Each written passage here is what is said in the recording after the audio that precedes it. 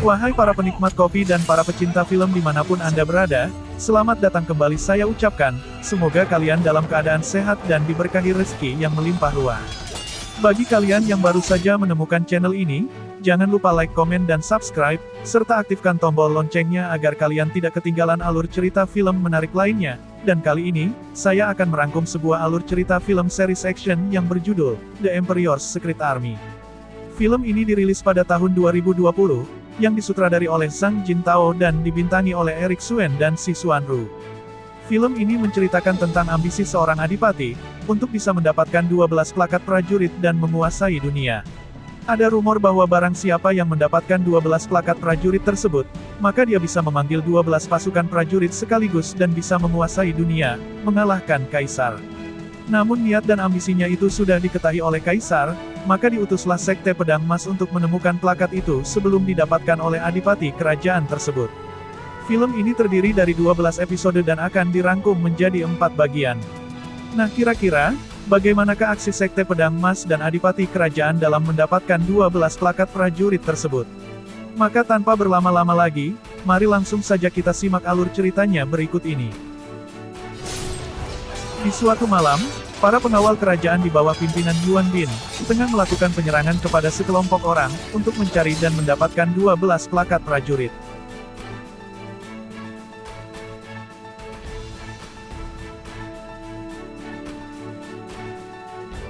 Namun, saat mereka sudah mendapatkannya, tiba-tiba plakat itu dicuri oleh seorang perempuan berpakaian serba merah dan memakai penutup wajah hingga sulit untuk dikenali. Kemudian terjadilah pertarungan antara pengawal kerajaan dengan pasukan perempuan itu. Karena merasa para pasukan pengawal dan Yuan Bin bukanlah lawannya, akhirnya perempuan berbaju merah itu kemudian pergi dan menarik pasukannya. Saat itu Ye Ziqiu berhasil mengikuti dan mengetahui goa tempat persembunyian mereka.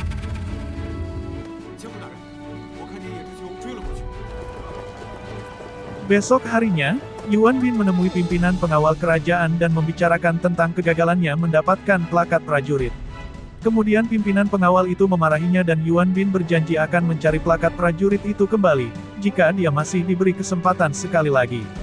Lalu dengan kesal, pimpinannya itu memberikannya waktu selama 5 hari lagi, jika ia tidak berhasil maka akan dihukum. Yuan Bin kemudian bertemu Ye Ziqiu di sebuah jembatan. Ye Ziqiu kemudian memberitahukan, bahwa pasukan yang mencuri plakat mereka sedang bersembunyi di sebuah goa. Mengetahui hal itu, Yuan Bin dan Ye Ziqiu langsung mendatangi goa tersebut.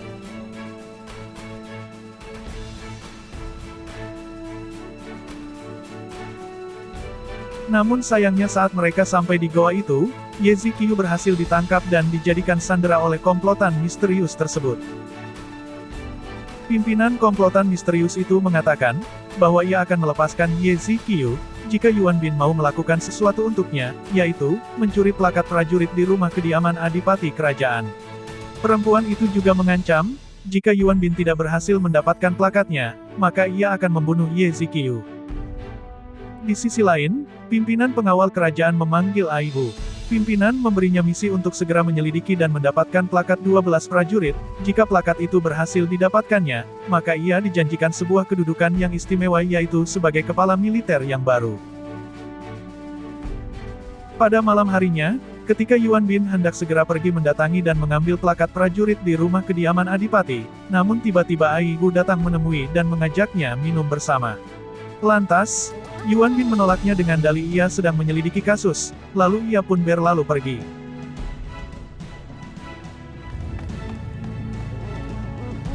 Sesampai di kediaman adipati, Yuan Bin segera mencari plakat prajurit dan dia pun berhasil mendapatkannya.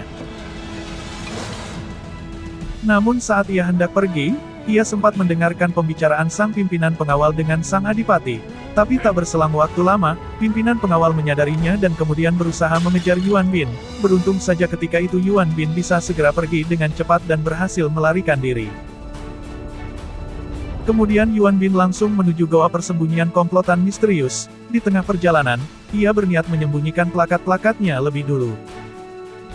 Tetapi ketika ia bertemu dengan pimpinan komplotan misterius ia sangat kaget, karena plakat yang ia sembunyikan kini sudah berada di tangan si wanita itu. Pimpinan komplotan itu kemudian menepati janjinya, karena ia sudah mendapatkan apa yang ia inginkan dan ia pun mempersilahkan Yuan Bin untuk membebaskan Ye Ziqiu. Scene berpindah di mana Yuan Bin dan Ye Ziqiu sedang beristirahat di sebuah tempat. Ye Ziqiu sangat senang karena sudah diselamatkan oleh Yuan Bin. Ia percaya bahwa Yuan Bin sangat memperdulikannya. Di sini diketahui bahwa Ye Ziqiu sangat menyukai Yuan Bin, hanya saja Yuan Bin tidak terlalu memperdulikannya. Kemudian Ye Ziqiu memberikan sebuah plakat tanda pengenal kepada Yuan Bin.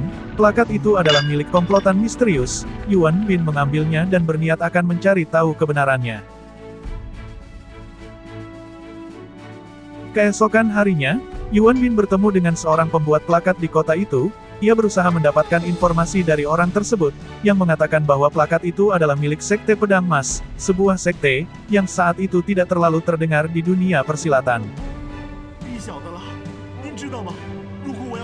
Namun ketika Yuan Bin hendak pergi, ia kembali bertemu dengan Ai Hu yang sengaja mengikutinya secara diam-diam. Diketahui bahwa saat itu, Ai Hu sudah mencurigai Yuan Bin. Scene berpindah di mana Yuan Bin dan Ye Ziqiu sedang bersama di sebuah jembatan. Tak lama, tiba-tiba mereka mendengar ada sebuah pertanda bahaya yang dikirimkan oleh seseorang. Lalu Yuan Bin bersama Ye Ziqiu langsung menuju ke tempat kejadian perkara. Di sana mereka sudah mendapati banyak orang yang tewas. Yuan Bin yakin bahwa ada seseorang yang sudah menyerang dan orang itu belum pergi terlalu jauh dari tempat kejadian tersebut.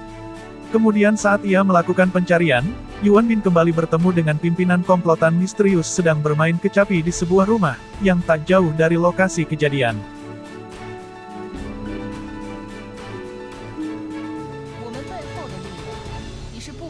Perempuan itu kemudian memberikan sebuah senjata kepada Yuan Bin dan Yuan Bin menyadari bahwa senjata itu adalah peninggalan ayahnya. Yuan Bin semakin penasaran tentang siapa perempuan dan komplotan misterius itu sebenarnya.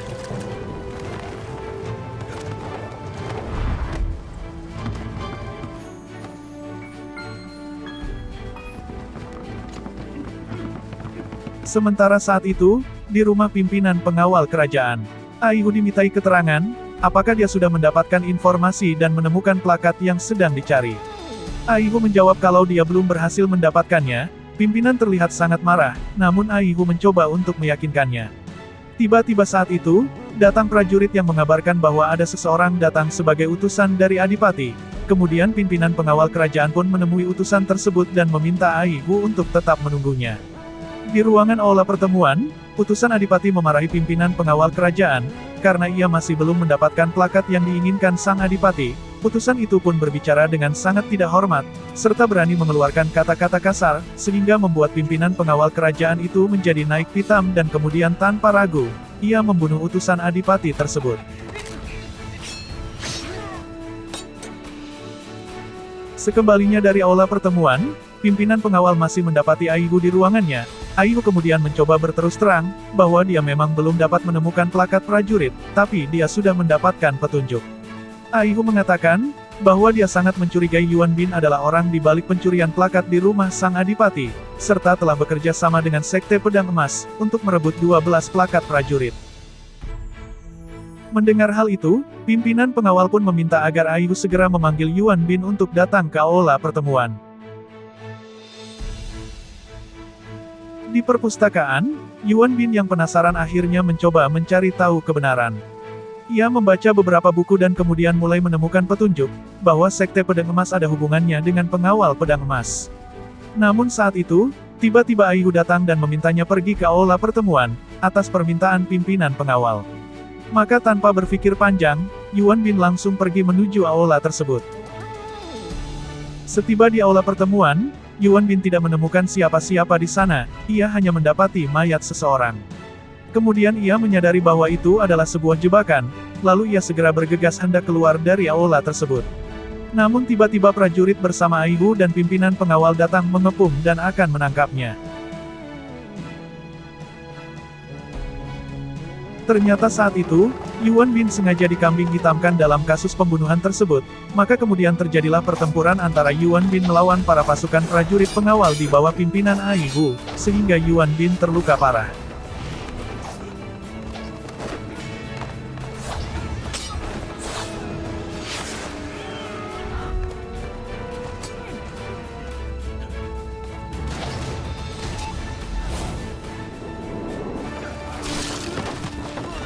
Dan beruntung pada saat itu, Yuan Bin diselamatkan oleh pimpinan Sekte Pedang Mas.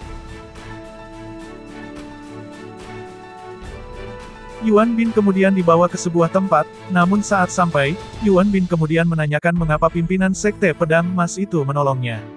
Kemudian pimpinan Sekte Pedang Mas menjelaskan, bahwa ayah Yuan Bin dulu adalah pengawal Pedang Mas dan teman akrab dengan ayahnya sesama pengawal Pedang Mas.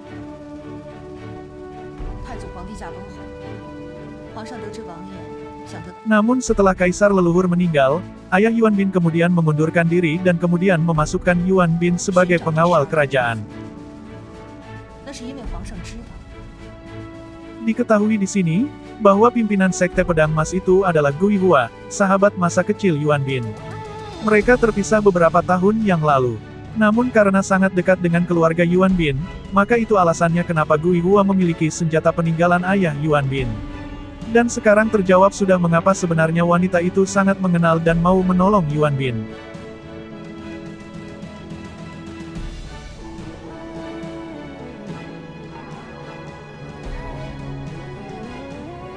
Gui Hua juga menjelaskan bahwa Sekte Pedang Mas adalah pengawal Pedang Mas yang merupakan pasukan rahasia yang diciptakan oleh Kaisar leluhur.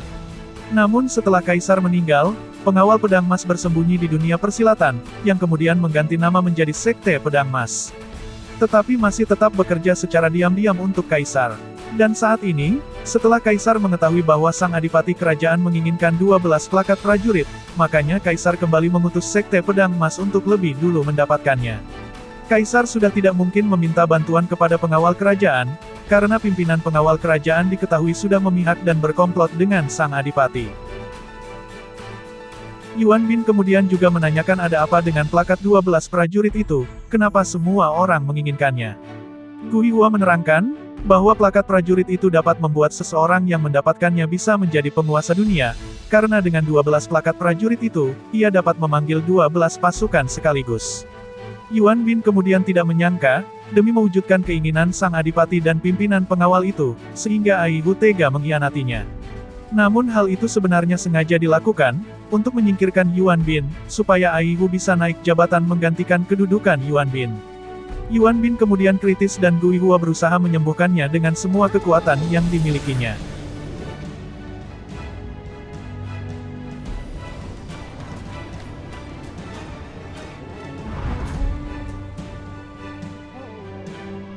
Keesokan harinya Yuan Bin tersadar dari pingsannya, kemudian ia menemui Gui Hua yang sedang bermain kecapi.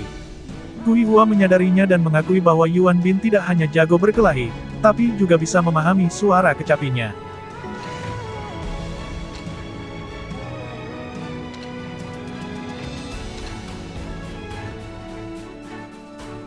Yuan Bin lalu berterima kasih, karena Gui Hua sudah menyelamatkan nyawanya, ia merasa berutang nyawa kepada Gui Hua.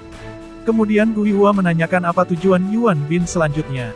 Yuan Bin menjawab, bahwa ia akan membantu keadilan dan mengembalikan keadilan di dunia, sesuai dengan tujuannya selama ini memilih menjadi pengawal.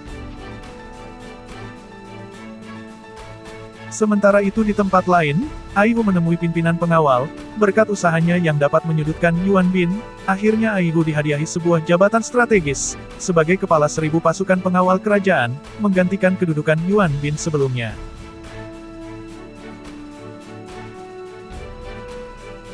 Dan pimpinan pengawal pun kemudian berencana semakin mempersulit keadaan, dengan mengorbankan dan mengkambing hitamkan Yuan Bin di hadapan Sang Adipati.